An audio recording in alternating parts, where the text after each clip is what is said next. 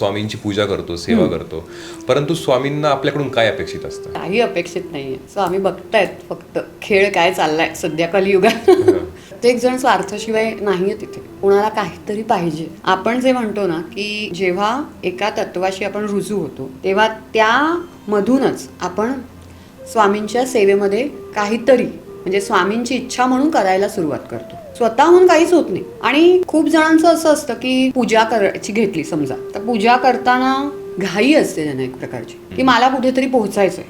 मग स्वामींची अपेक्षा काय आहे की माझ्यासमोर बस, तुझं अर्थार्जन सोडून नाही, तू एखाद्या प्रवास करून तुझ्या ऑफिस डेस्टिनेशनला जातोयस, तुझ्या बिझनेस मीटिंगला जातोयस, तर ती जर्नी त्याच्यामध्ये तू नाम घे. ते म्हणत नाहीत की माझ्यासमोरच घणघण घणघण घंटा वाजवत बस, पण कामामध्ये तुम्ही स्वामी बघता का? बरोबर.